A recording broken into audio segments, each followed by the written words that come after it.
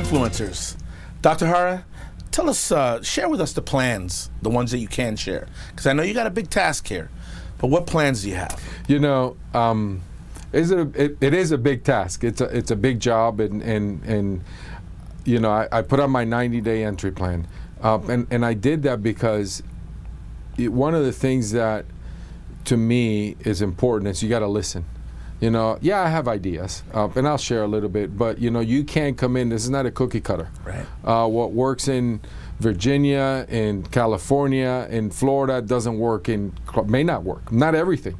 So, you know, my first 90 days, well, I'm in the second phase of the listening and learning, but I'm also leading now, because we have to really change. One of my biggest priorities, and it's been documented, is clear. We got to get our fiscal house in order. You know, one of the things that is really important, we got to know how much money and be transparent. So the transparency to me is critical because the community deserves to know. And so does our board. One of my first big critical pieces right now is to really build a governance structure and a governance team, myself and the school board, to work together.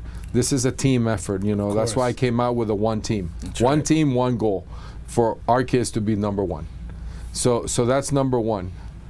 The community, I'm going to tell you, this is a great community. I've been, you know, I put out a plan. I want to have 100 community meetings. I want to have 100 school visits by October because I need to learn and I need to listen from what people are saying, and I've been doing that. I don't know the number, but I've been spending a lot of time with this community because you have to, you know, from the support staff, from the teachers, the administrators, our police, our parents, our community leaders like yourself, business leaders, what do you want in a school system? So then I can put really the plan together.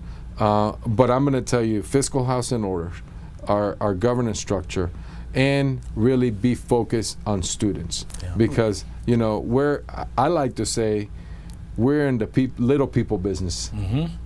The adults are here to serve our children. And that's why we get into public education. And I like not only that you have a business background, but I like that you're embracing the fact that something that we're pushing here at the Chamber. I called you about 2 hours after it was done that you got hired. Yes, remember? You did. I called remember. You in Orlando on your cell phone. And the reason why is because I firmly believe the business community and the education have to be hand in hand.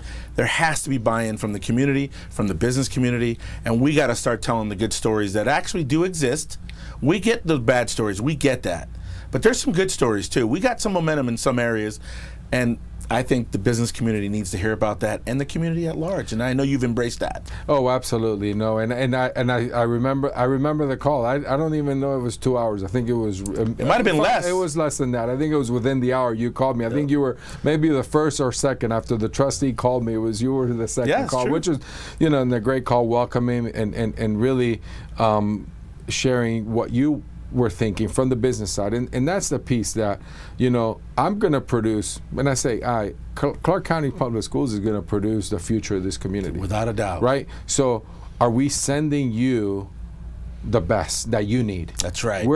I believe we're the economic engine. You really are, because we're sending you our workers, and our business is going to come here to put their kids in public school. So this is to me it's a partnership that I need, because, you know, the facts are very clear. There's 322,000 students, right? We have 40,000 employees. There's more students than staff. Right. So we need parents, community, the churches, everybody to really be behind our kids. We will be back with our last segment with Dr. Hara in a moment.